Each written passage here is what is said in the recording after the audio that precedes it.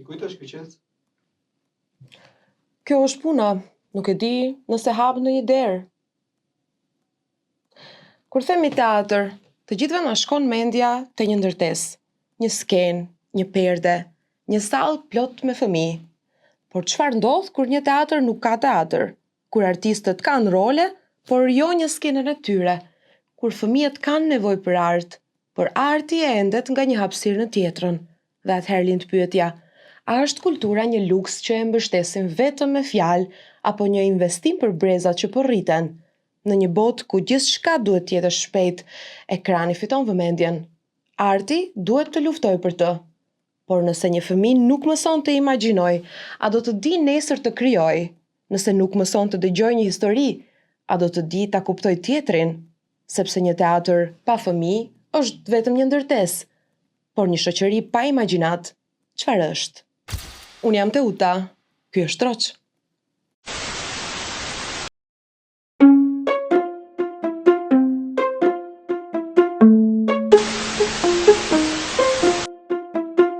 Për fëmijët, teatrin, teknologjinë, sot të flasim Troç me drejtoreshën e teatrit për fëmijë të ri, Zaka Jonuzit Çeliku. Shumë kënaqësi që je sot në Troç me mua.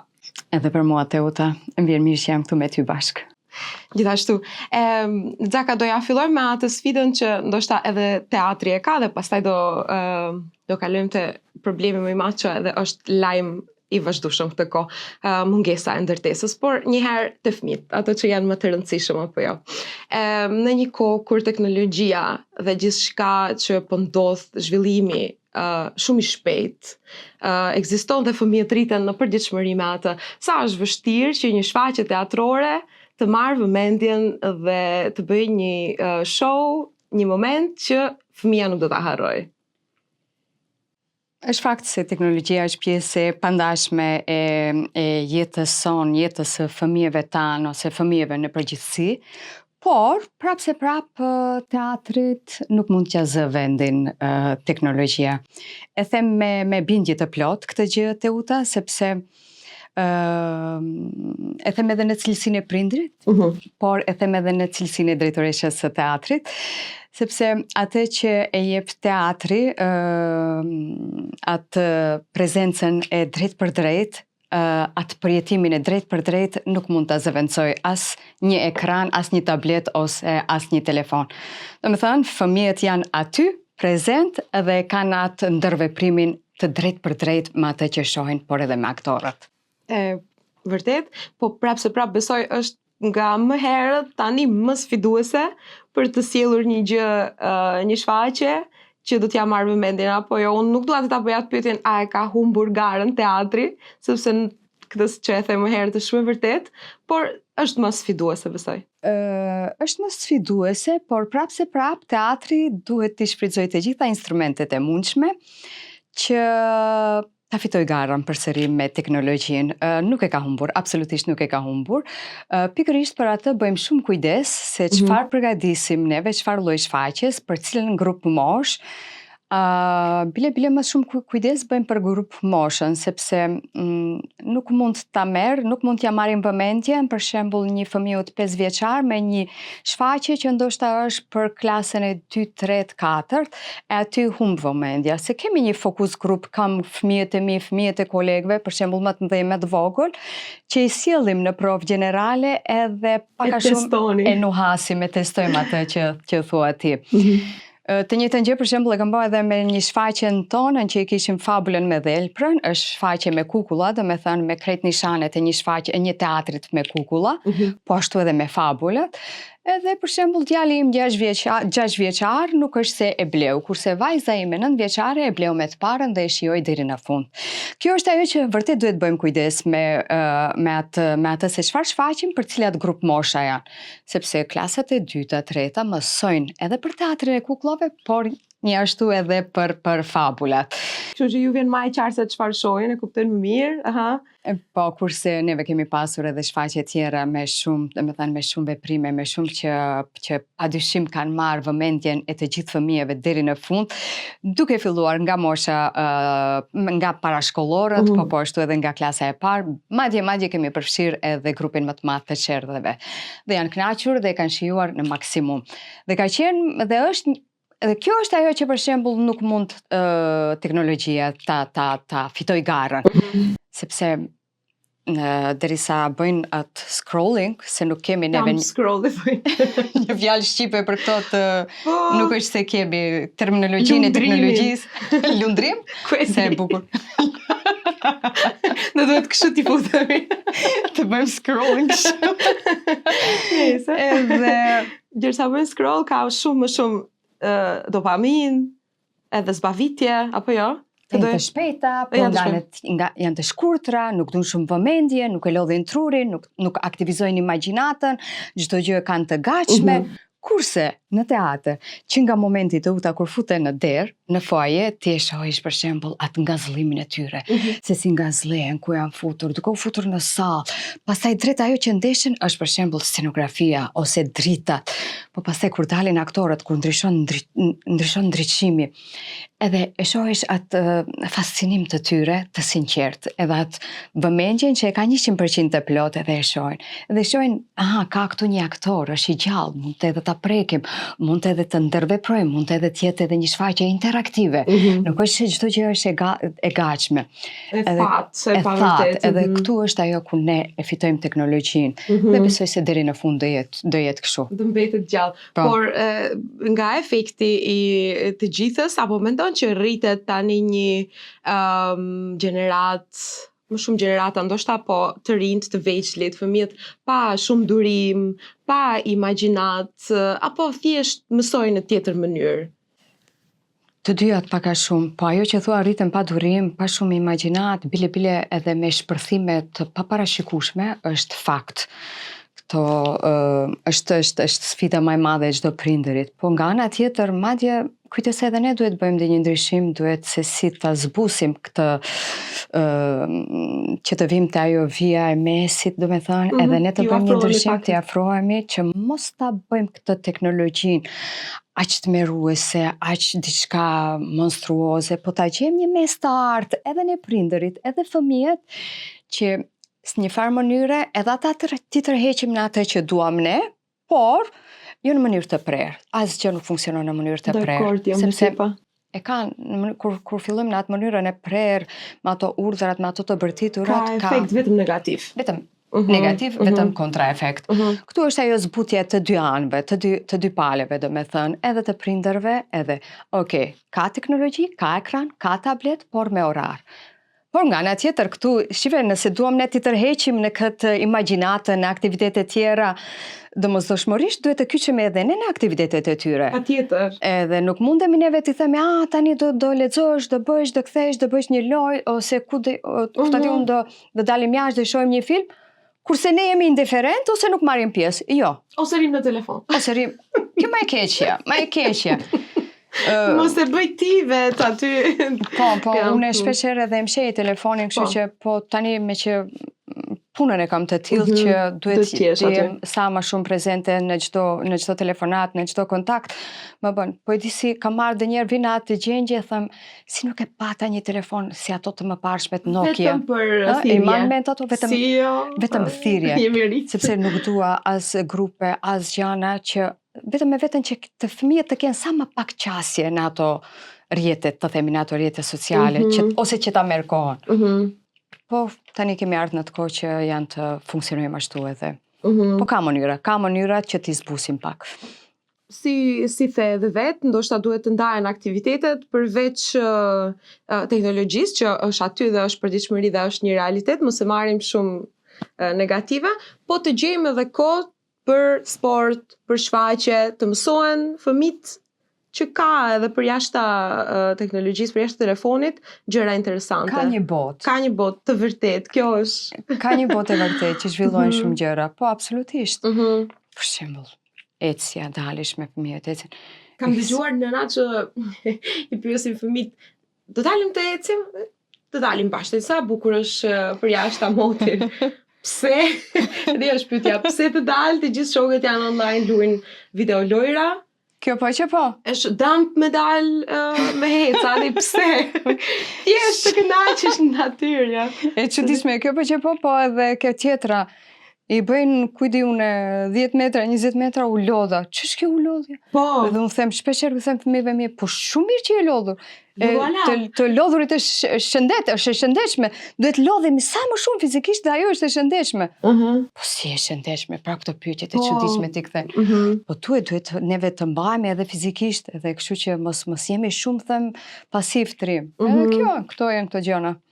A mendon ti se prindët, ke punë me siguri i takon edhe gjatë shfaqjeve, a mendon që prindët janë të vetëdijshëm se sa është e rëndësishme të çohen fëmijët në teatr, apo e sheh se ata nuk janë bashkaq të interesuar ose nuk janë të vetëdijshëm, nuk janë aty që të dinë se sa shumë rëndësi ka të çojsh fëmin në një aktivitet të tillë si teatri? Jo vetëm që janë të vetëdijshëm se sa është i rëndësishëm teatri për fëmijë në zhvillimin, edukimin e tyre në format më të ndryshme, qofshin ato argëtuese apo ato që thash edukative, por teatrin e shohin edhe si formë shpëtimi. Pikërisht nga këto gjërat, nga të qenurit pasiv, nga përdorimi i ekraneve të tepërta, e shohin si një formë, si një dritare, si një formë shpëtimi, si një dritare ku fëmijët do shohin një diçka tjetër që do ndodh jashtë asaj që janë mësuar vazhdimisht në atë kultukun e tyre ose ku di unë të shtrirë ndonjë qilim duke bërë prapa të scrollin e famshëm. Po.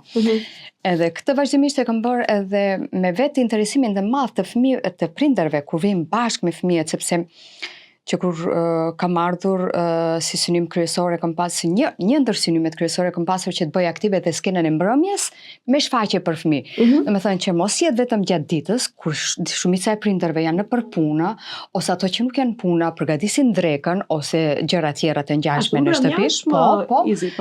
Në mbrëmje, në orën 7 është më e përshtatshme për cilën do palë, për shembull, edhe për vetë fëmijët, nuk është shumë vonë, ato që flenë herët, relax, edhe për vetë prindërit janë të lirë. Edhe me vetë faktin që kur futen në teatr dhe kalojnë qaste shumë të bukura edhe menjëherë sa përfundojmë shfaqja, unë s'ka shfaqje që nuk të zbres poshtë edhe ti marr ato përjetimet e para, po edhe vetë prindërit thonë kur do jetë shfaqja e radhës. Ose telefoni nuk ndalet, për të pyetur se çfarë planifikojnë, kur është shfaqja e radhës. Ka një shfaqje tani tjetër, apo është për shembull thëmë është të martën. Jo, këtë e kemi parë, ka një tjetër thëmë, ajo tjetër është me këtë datë. Edhe vazhdimisht bëjnë rezervimet edhe nuk hezitojmë edhe e bëjmë me qefin më të madh. Vetëm që t'i afrojmë sa më shumë. Edhe besoj se me këtë gjë ja kemi arritur qëllimit. Shkollat apo bashkëpunojnë me teatrin? Bashkëpunojnë shumë. Shumë mirë. Po, do me thënë, shkojmë edhe në formë të organizuar me shkollat.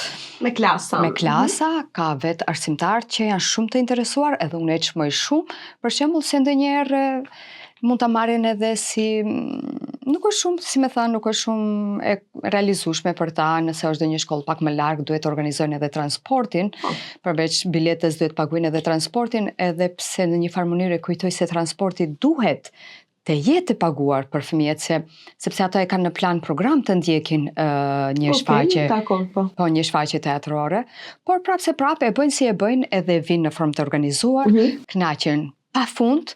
Për shembull, ndryshe është përjetimi kur shkon me prindërit, por edhe me shokët, shoqet, me mësuesen, domethënë e shohin mësuesen në një vend tjetër, jo në klasë përpara drasës, por bashkë të ullër me to, dhe kjo është një përjetim shumë mirë për vetë fëmijët, por edhe me shokët edhe shoqet. Më bëjt qifi.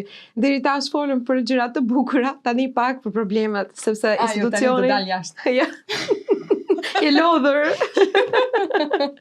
Më vjen shumë keq që është kështu, por besoj që çdo dalje publike edhe çdo bisedë, si kjo dhe të tjera që ke bë plot, do ndikojnë në një farë mënyre, besoj fort. Institucioni që e drejton Xhaka nuk ka një ndërtesë, nuk ka një objekt, ka shumë vite, disa vite tani më.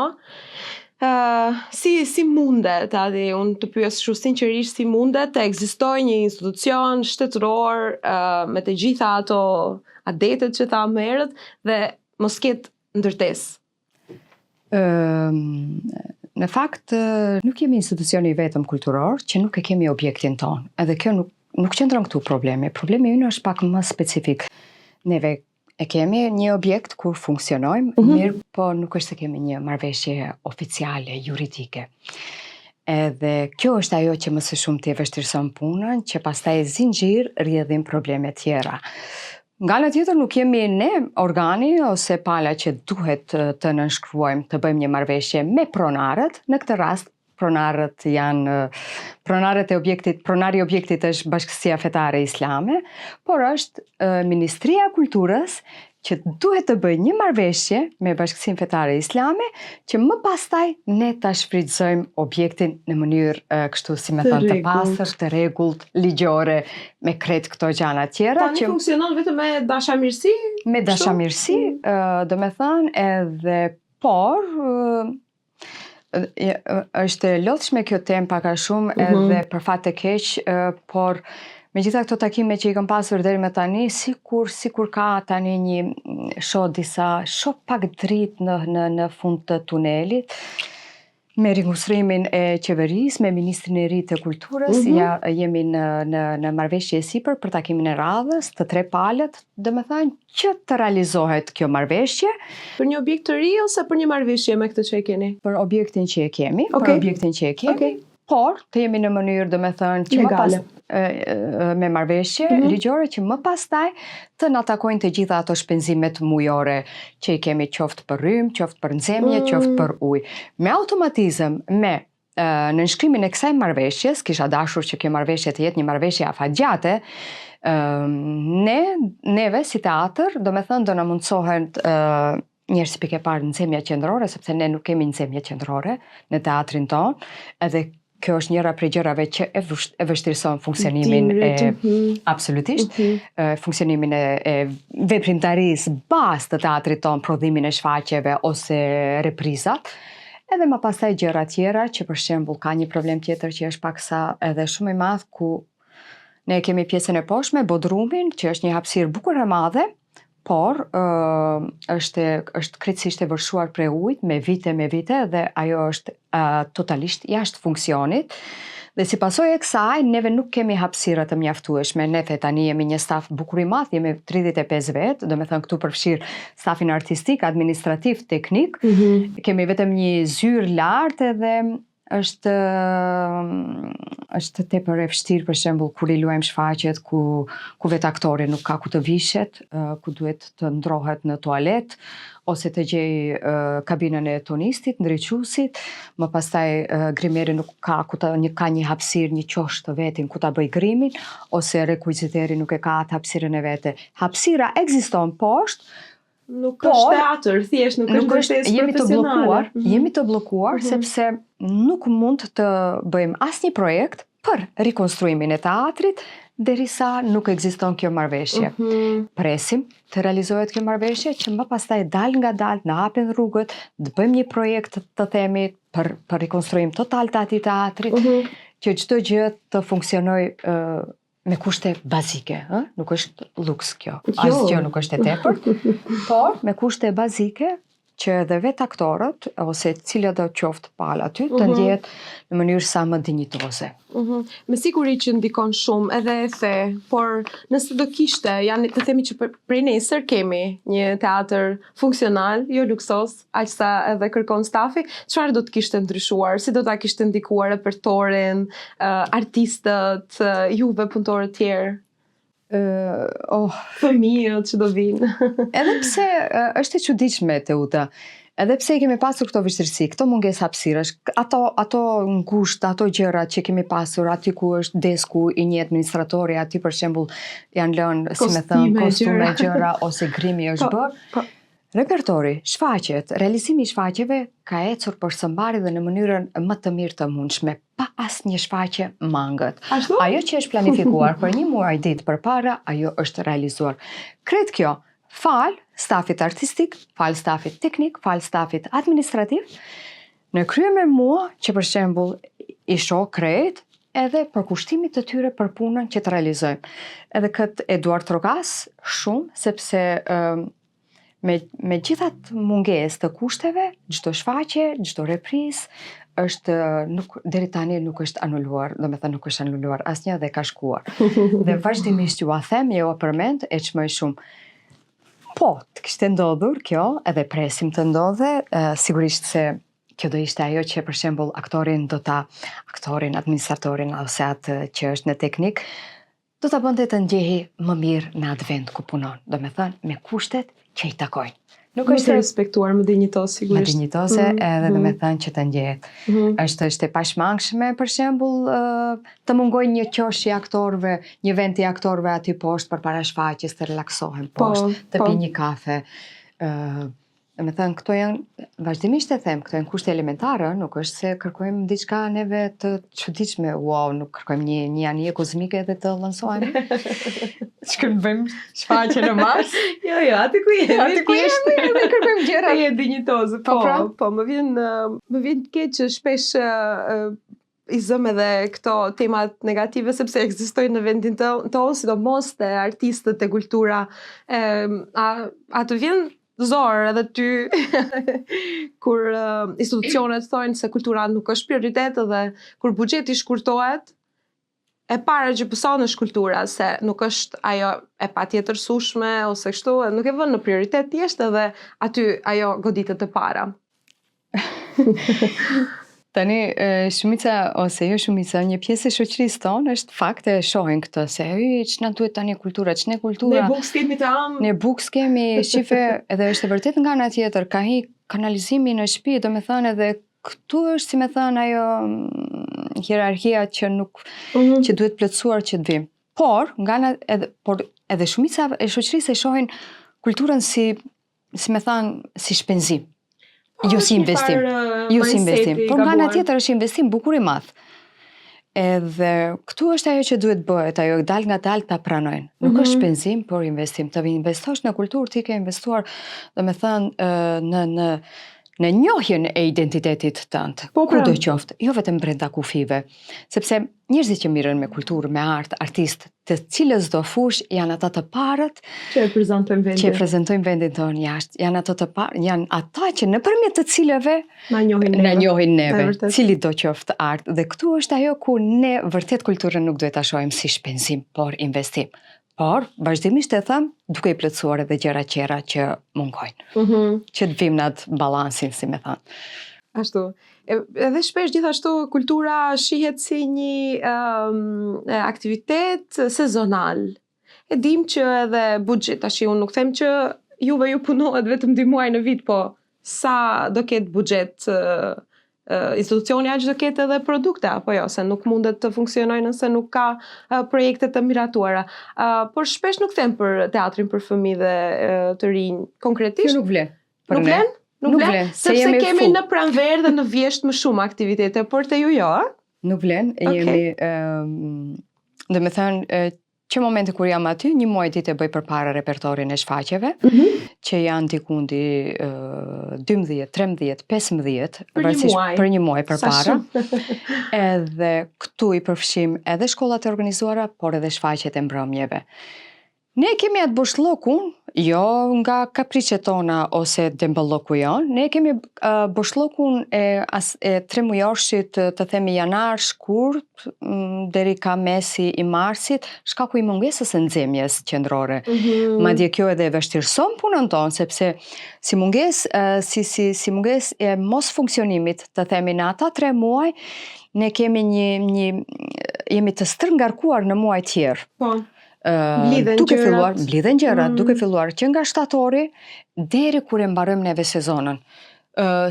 Mbarimi i sezonave në për teatr nuk është se është i prerë edhe me një datë të caktuar. Secili teatr e ka në datat kur i mbarojnë aktivitetet ose rishfaqjet e tyre. Ne kemi mbaruar sezonën tonë me 15 qershor edhe kemi qenë bukur të zënë, do me thënë, neve madje edhe gjatë Ramazanit neve kemi mbajtur prova edhe nuk është se ka paraqitur problem për ata që mbajnë, vetëm e vetëm që të mbrim të realizojmë, sepse për këtë vit kemi 4 projekte, 2 kemi realizuar, tani na presin edhe 2 deri në fund të dhjetorit, po i trembimi pak dhjetorit, nëse është i ftohtë, neve duhet pak ta kemi parasysh më shpejt, edhe pse në shtatore kemi një udhtim në Malë të Zi, në festivalin teatror të kukullave me shfaqjen tonë, edhe kjo si me thënë është një mini projekt që duhet shkuar, duhet të 3-4 ditë të prezentohemi në mënyrën më të mirë të mundshme. Sa të kthehemi, fillojmë njerë me provat për realizimin e shfaqjes së tretë. Vjen shumë mirë. Vjen shumë mirë, por ja, jemi këtu përsëri në realitet, ku shteti besoj ai që duhet ta bëj atë të parën, që të vazhdohet pastaj gjithçka më lehtë, e shen ndryshe, funksionon ndryshe. A mendon se Maqedonia për të ardhmen ka një strategji për ta rrit kulturën, për ta zhvilluar? Këtë strategji dëgjojmë, kemi strategji, edhe dëgjojmë vazhdimisht për çdo vit. Ka përpjekje, por mungon ajo vazhdimësia, për shembull për zbatimin e këtyre, si me thënë, e këtyre politikave kulturore. Duhet edhe përpjekje edhe më e madhe që kjo strategji të realizohet deri në fund. Për çdo vit, nëse bëjmë strategji, nëse realizojmë, edhe ndalemi cilat ishin mangësitë, cilat ishin përparësitë, që pastaj për vitin e ardhshëm të përmirësohen. Edhe janë gjëra të vogla, por prapse prap duke filluar që nga buxheti, që nga secili antar i komisionit, për çfarë do lloj të themi, qoftë për shfaqje, për artet pamore, këto skenike, që ndahet buxheti, duhet qenë shumë vigjilent këto antarët e komisionit, sepse e bëjmë punën më të madhe. Duhet ta dinë me një saktësi më të madhe se sa buxhet duhet për një shfaqje, sa buxhet duhet për një ekspozitë, sa buxhet duhet për këto gjëra tjera të arteve, që buxheti të jetë pak më i bollshëm. Tham më herët, duhet të shfrytzuar gjitha instrumentet, edhe shfaqja për fëmijë, do me thënë, duhet jetë sa më e bollshme që ne të tërheqim vëmendjen e fëmijëve dhe të ngelet. Absolutisht. Edhe janë gjithë këto faktorë ndikojnë në realizimin. Konkretisht flas për shfaqje, por edhe te artet tjera. E çfarë mesazhi mendon që ju japin institucionet artistëve, aktorëve me këtë neglizhencë të vazhdueshme? Tani në pamje të parë është pak jo e ëmbël, ai mesazhi që u jepet, por nuk dua të shprehem ashtu edhe nuk dua të jem pesimiste. Përsëri dua të bëhem optimiste që të çohemi të bëjmë ndryshimin, të lëvizim, të kërkojmë gjërat që na përkasin, por edhe të na miratohen. Nuk është se nuk është se kërkojmë shumë, do me thënë, për çdo gjë, asgjë nuk është e tepërt që kërkohet, por çdo gjë e ka vendin e vet. Flas çdo herë nga prizma e institucionit tim që vërtet aktorët, stafi, administrator teknik e bëjnë më të mirën e mundshme për skaj mungesës së kushteve. Nga optimizmi, ndoshta po frymëzohen. Ashtu është ama, kur është drejtoresha udhëheqësja optimiste dhe kur punon me pasion, i bën edhe të tjerët të ndjehen ashtu. Unë e bëj me qefin më të madh, me thënë, unë kam filluar karrierën në teatr para 25 viteve, kam të realizuar 20 shfaqje. Unë e kam përjetuar edhe buzëqeshjen e fëmijëve, edhe kur kam qenë si aktore, kur kam luajtur para tyre, edhe vetëm ajo buzëqeshja aq e sinqertë e fëmijëve është motivi kryesor. Edhe nga ana tjetër jemi ne ata që mbjellim, si më thënë, një shprehi që më pastaj teatri shqiptar ose teatret tjera, vetëm se e kanë një publik të cilët kanë më shprehi të dalin të ndjekin një aktivitet kulturor, të shqepen prej atyre kultukeve ose divaneve, e të dalin prej asaj zonës së komfortit, edhe me shumë, si më thënë, me shumë interes të ndjekin një aktivitet kulturor, jo vetëm shfaqje, po cili do qoftë. Shumë do me thënë se Zaka në fund, ai e optimiste përsëri se së shpejti teatri për fëmijë të rinj do ta ketë shtëpinë e vet. Jam optimiste dhe do kisha bërë çmos si më thënë, prapë se prapë, në radhë të parë nuk edhe flas në cilësinë e prindrit, por edhe të drejtoreshës.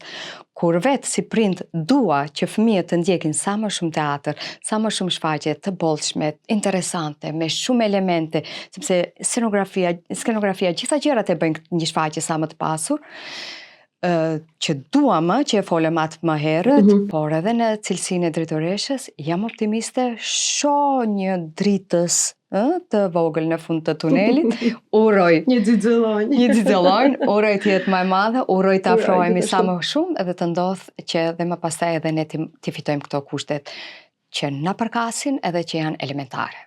Uroj edhe unë, me të vërtetë, dhe të uroj edhe ty gjithë të mirat, shumë kënaqësi ishte sot. Faleminderit Ute. Ky ishte Troç, i tham fjalët ashtu siç janë.